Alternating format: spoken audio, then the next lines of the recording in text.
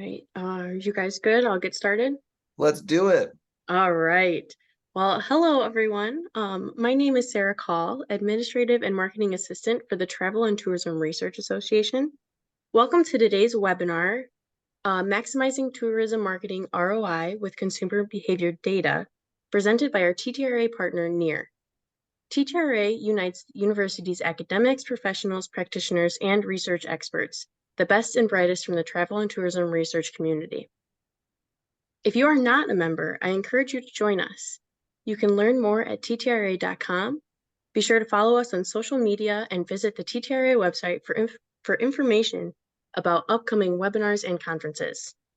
Today, Evan Saunders, NEAR's VP of Global Travel and Hospitality Sales, along with Laura Spiker, NEAR's VP of Partner Success, will discuss using consumer behavior data to power your marketing initiatives, from targeting or retargeting your desired visitors, to attributing actual visits, to accurately measuring ROI by campaign. I want to remind everyone that we are using the Zoom webinar platform, so please drop your questions into the Q&A and we will try to get to as many as we can by the end of the session. I'll hand this over to Evan and Laura. Awesome. Thanks so much for that introduction. I'm assuming everyone can see our screen and it's neat. We can see the attendees list, and I know probably about 75% of you. If we don't know you, please reach out and say hi after this. We would love that to connect with you guys.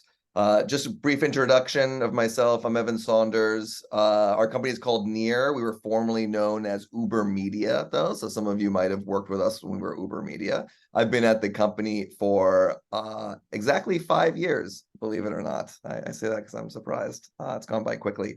I started the travel vertical 5 years ago at Uber Media, working with DMOs, CVBs, airlines, airports, hotel chains, and really all businesses within the visitor economy on a global level, which has been a lot of fun. And Laura Spiker is my partner in crime and much smarter than me when it comes to a lot of these topics. So she's joined to help me walk through this webinar. And Laura, introduce yourself as well. Yep. Hi, I'm Laura Spiker. I've been with NEAR, formerly Uber Media, for 12 years. I spent a majority of those years running advertising operations. So our team was responsible for creating custom audiences, executing campaigns, and providing measurement reporting on the effectiveness of those campaigns. Now my specialty is really helping clients like yourselves with understanding how to use location data for marketing solutions. So that's a lot of what we'll be talking about today. Yeah, and so a lot of times, in fact, probably mostly all the time, if you're working with NEAR solutions, you might be working actually through another channel partner, another company, another vendor. We work with probably over 20 vendors alone in North America who use our solutions for both insights, operational intelligence, we call insights, what's kind of happening to understand, as well as marketing solutions, whether it's audience creation, media buying. And the beautiful thing about our company is we get to dovetail the idea of we have all these insights. How do we make those insights really actionable? Actually actionable is what I like to refer it to. So a lot of times you might organize a call with us. Laura will be on the call with me. We'll talk through a lot of how this works. And then your preferred vendor might also be on the call. We might actually be working with your preferred vendor. And that's like kind of a really great solution for us. So everything you see in this, please, if you're already working with a vendor, ask them about it. Whether they work with us or not, either they'll be able to bring all this in some capacity, and they'll be able to connect with us and execute this on all your behalf. So this is all about making insights actionable using our consumer behavior data. This is basically the agenda today, where we'll talk about using data to create audiences, buy media against these audiences, and measure attribution, footfall attribution. But the reality is it all starts with data, mobile location data, and data on individuals that a lot of you are probably getting insights from. A lot of them maybe come from our company, whether it's a partner like a Zardico or a Madden Media or Tourism Economics or Rove or 5 or 6 other companies that we work with. You can take this data and make it actionable and buy media against it, which is cool. And it all starts with the device ID, whether it's research or buying media. Everyone has a phone. I think it's safe to say in 2023, everyone has a phone, more or less. And we're all using it, whether we're sitting at home, going around, being a tourist, being a local, getting Starbucks. And every phone has a unique identifier on it.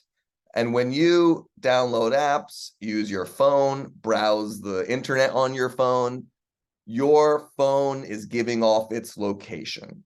And as it gives off its location, a phone has a unique identifier associated with it. So as a company like us aggregates all of this data, we can see exactly where each phone is going and what it's doing because a phone has a unique identifier on it. And that's really important because we use that unique identifier to understand tourists and to actually market to those unique identifiers. Those phones are phones that look like those phones. The data really starts on this granular level like this. And this is one day in Paris. This is the Arc de Triomphe right there we've zoomed in on. This is Friday of Fashion Week, I think last year. I zoom out here and then kind of just zoom in a little bit. This starts off in the morning. You can see on the left there, this is about 5 a.m. These are people moving around the city, giving off their location associated with their phone. And you can see the city really comes alive. This is locals, tourists, commuters. This is everyone right here. And this is how the data starts. And of course, we want to understand these people. A lot of you use this data for researching, but we also want to be able to take those real people and market to them based on different segments.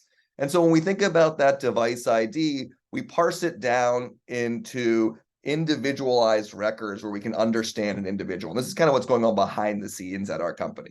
So you see column A right there. Instead of looking at all of Paris, we're looking at hotels in Paris, and specifically just 2 hotels in Paris. Column B are unique identifiers. Those are anonymized device IDs. So hash device ID are just unique identifiers that have been anonymized. We anonymize them. Column B right there, and we can see a timestamp. So we can see these people in column B stayed in these hotels in column A all on September 27th, 2022. So we understand people who stayed at hotels. And a lot of you use that to understand, well, who's staying in hotels. But we also use that to buy media against people who might stay at hotels, people who show up in destination hotels, people who stay at luxury hotels versus budget hotels. These are all real people. And we take that column B there, cool these people who stayed at hotels, and then we can isolate down into where those people are from. So column A right there, again, those are all the same device IDs as you saw before. Now we're answering the question where they're from. And here we can see where in America they're from. So if the city of Paris wanted to market to people from Colorado and Utah who stayed at luxury hotels in Paris and build lookalike audiences off of them, we use these 2 data sets to build out real audiences of real people. And then, of course, we can build lookalike audiences of them. So I bring this up because this is a lot of what's happening behind the scenes, and it's an amazing way to take the data you might already be getting from us through one of your preferred vendors and actually take these real people that you're seeing in a dashboard and buy media against them. It's just very, very cool. And so it starts out as hashed, right? We give it to a hash, but we're able to unhash this. And what does that mean? Basically, all of the companies that get our data, it's all anonymized for privacy protocols, which is great. We want to keep it anonymized.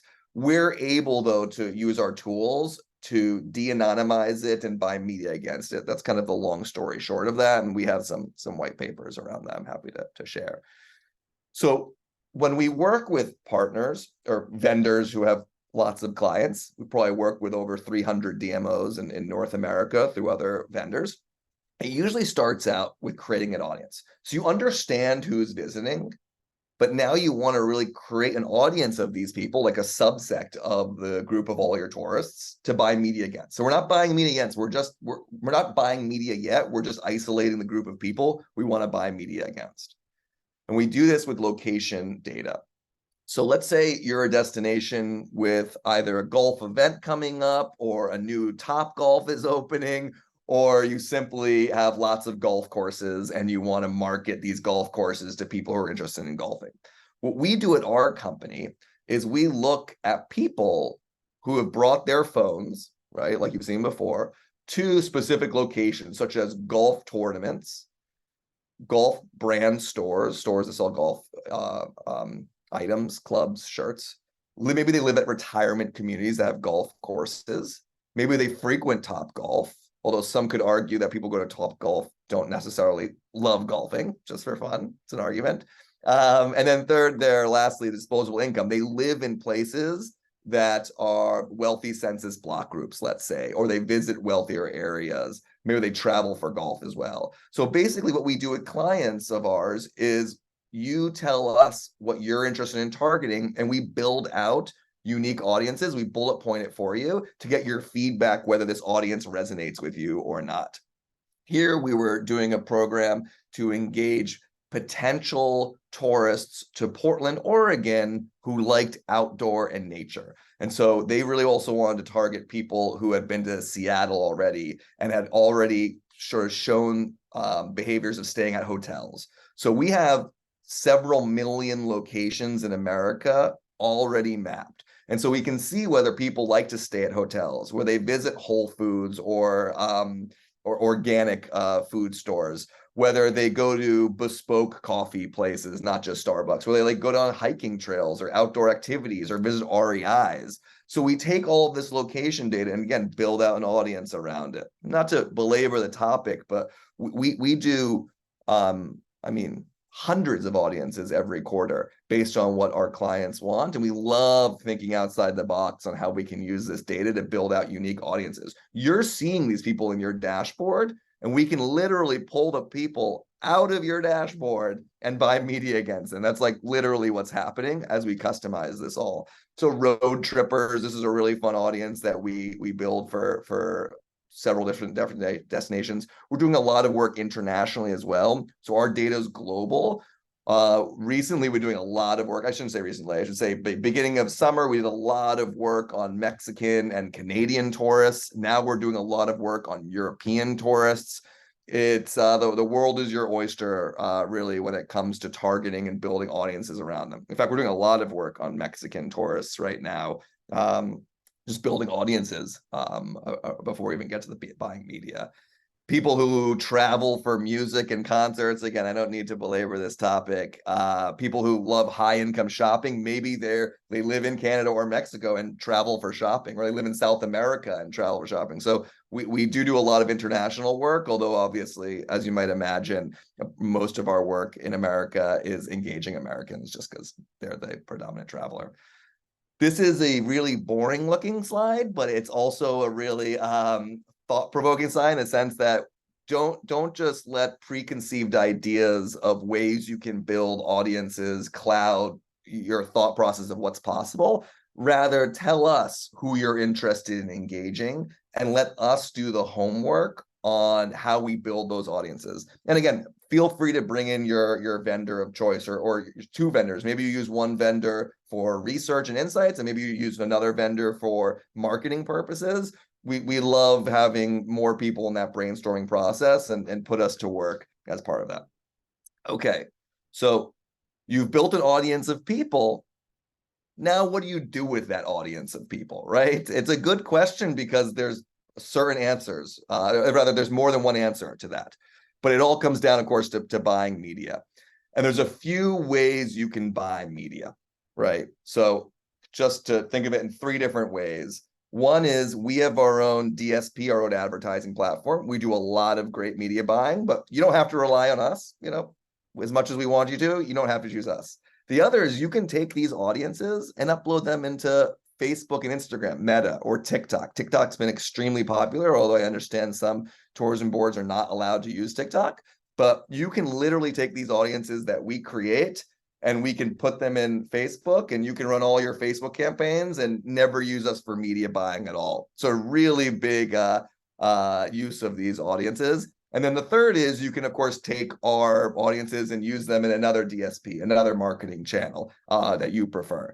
So those are really the three ones. And just to show you how easy it is on Facebook, people will come up to us and say, hey, I want to audience of these golf lovers or these road trippers. We'll create the audience, we'll pull them out of your dashboard, we'll create the audience, and you can upload them into Facebook just like this, just like what you're looking at on there. It's a great way. Your marketing agency that you work with will probably have a lot more familiarity about how to do this, but a lot of destinations we work with oftentimes do it themselves. As I mentioned, we do a lot of media buying, and you might already be doing these types of things. We think we are more efficient, better priced in doing all of this. We're a managed service company. You don't have to trust us, though. You can look at some of our case studies. We're a managed service company, meaning we don't do the creative, we don't do a lot of the overarching strategy, we just do the execution of the media buying. And you might be surprised or not surprised to know that a lot of these agencies out there are actually using us to do a lot of the media buying, even if our name doesn't necessarily come up. And we're really proud to do that. CTV has become very, very popular, taking these same audiences and buying connected TV advertisements against them, whether you use us or use a preferred vendor that's not us. Still a great way to take the data that's in your dashboard and to make it actionable. So that's pretty cool. I have a bunch of different examples here. We don't have to go through all of them. Different types of campaigns that we do on media buying, a lot of event work, a lot of competitive targeting or conquesting. So people who visit the destination over there, the ski mountain over there, how do we get them to come here? We do a lot of work targeting tourists while they're in market to get them to do certain things while they're in market. That's a really great one. People might not show up to the destination to go visit a museum of fine arts or another museum or attraction in the city, but we can push them to do those things while they're there. We have a lot of great creative and rich media as well. We don't make the content, the images in there, but we can build out the rich media advertisement. And this is like taking a brochure, if you will, and on the left, that's an interstitial. On the middle, that's a box that spins with different ad units. On the right, it's a banner. More popular recently has been video within advertisements, video within interstitials. It's a little clunky just because it's Zoom, but that's a real video playing, and that's Dua Lipa selling her Yves Saint Laurent perfume. We have a lot of tourism examples. I don't know why I didn't put one in here that we can send you after this if you want to see it. And then dynamic location. So this is really great for events. Basically, this is an advertisement that tells the person on their phone how far they are away from whatever's being advertised, whether it's a lake for them to go and enjoy, or a beach, or a hiking trail, or an event that's happening. It's a great way to build it in. So what we've done there is build out an audience. Then we've bought media against that audience. So we literally pulled the people out of your dashboard. We bought media against them as well as people who look like them, whether you use us, Facebook/Meta or TikTok, don't even use us, or your own marketing agency, again, don't use us. So two of those three paths don't use us for the media buying, but still use the fact that we have these audiences we can leverage. The next is actually measuring, hey, people who saw these ads, did they show up? Did they care? And I'll pass it over to Laura to start talking through that. Yeah, thanks.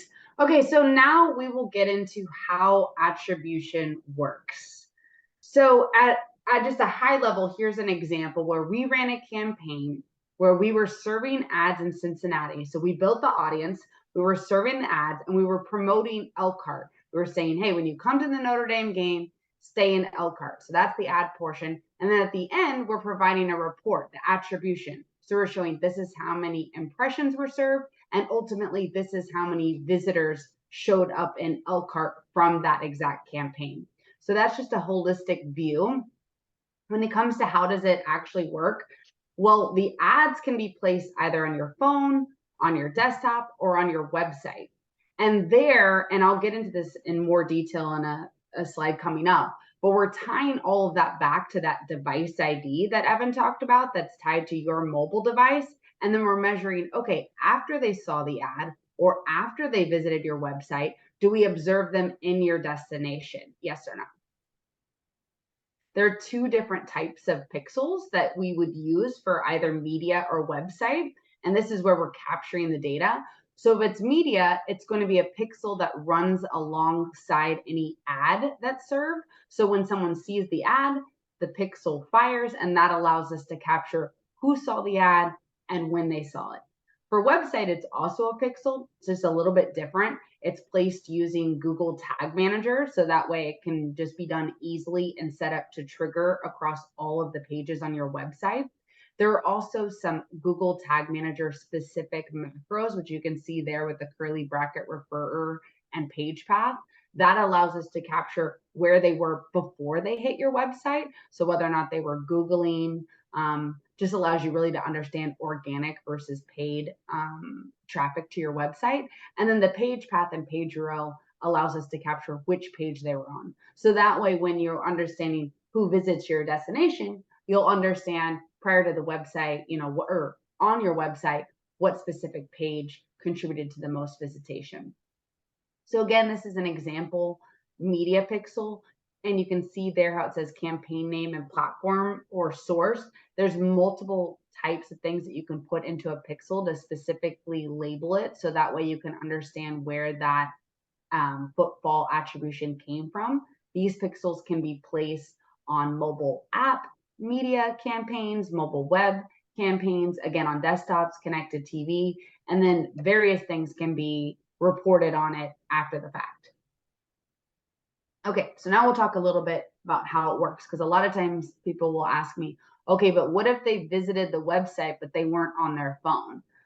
That's fine, because when the pixel fires on the website, we're actually capturing the IP address, and that exists across any device that you use. Then we're bridging that to the mobile device ID. So when Evan talked about all of that mobile device ID data that we're collecting that has that unique device ID identifier, we also get the IP address. And so we're able to understand which devices map to which home IP addresses. And that's how we're able to bridge it back to the device ID. And we can do that across multiple different channels. So CTV, we're capturing IP, mobile web, ads on desktop, certainly on your website. That's how we're capturing the data and then bridging it to that device ID. And this is really just a piece of information that I include because it's not really related to what we do, but just saying when you are running campaigns with various vendors, it's important to utilize UTM parameters, because then you can understand when they visit your website, what source did they come from? And then ultimately all of that data gets passed back to us for website attribution. So that way we can understand if there was a specific campaign that drove that visit or a specific vendor that drove that visit. So just the importance of using UTM parameters. Here's an example of what the data looks like when we have a pixel placed on your website.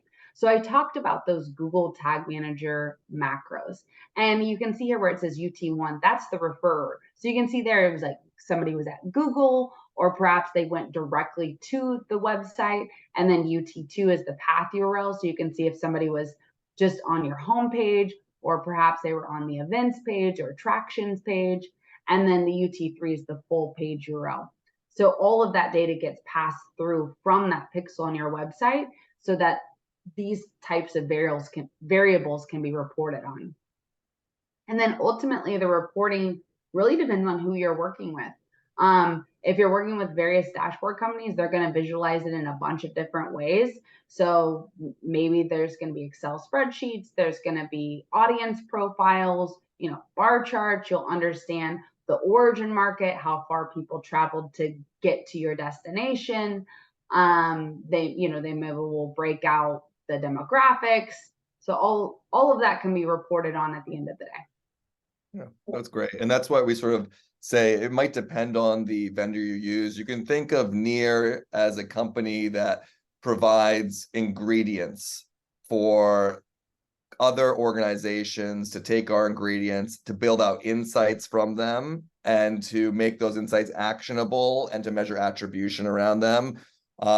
We are experts, I would say, at how to use these ingredients. Laura and I work with companies on a global scale, understanding how to take mobile location data and not just provide insights out of it, but make it actionable. And we have the benefit of seeing what several dozen companies are doing with these ingredients to provide value, not just in the space in the world of tourism, but also other verticals as well. And so one thing that wasn't really mentioned was I am exclusive to the world of travel and tourism. And while Laura is my partner in crime here, Laura also has a lot of experience in other verticals. And so she was able to take this big concept of tourism and also boil it down to a point of interest level, and to take different campaigns that are being run and provide best practices to how, not just to create audiences and buy media against those campaigns, but also to measure attribution, football attribution against those campaigns.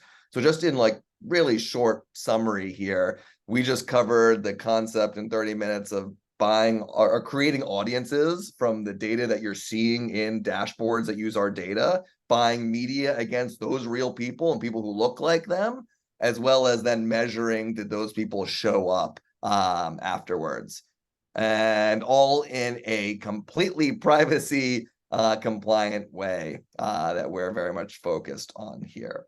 So that was our 30-minute presentation on topic. We put our emails here because we realized there's a lot of noise, misunderstanding, a lot of just questions about how this works. And our job is to simply be as transparent as possible in regards to what is possible and what is not possible when it comes to leveraging mobile location data for the travel and tourism industry. Thank you so much. And Awesome. yes, it goes both to iPhones and Android phones. Yes, they're 100%. It works on both, and like you see here, it's not just about the tracking, it's also about working on all types of mediums: CTV, desktop, mobile web, social media as well. Awesome. Thank you so much. Thank you for sharing. An amazing wealth of knowledge from both of you, clearly. So again, I just like to reiterate, if you have any questions, feel free to reach out to them, or you're welcome to reach out to TTRA as well. We'll make sure we get in contact with Evan and Laura. Thank you so much for everyone for attending. I'll start wrapping it up now with just a reminder that if you would like the recording for this webinar, it is free for TTRA members. For non-members, it is a $30 purchase. But thank you again, and I hope you all enjoy the rest of your day. Thanks, everyone. Thanks.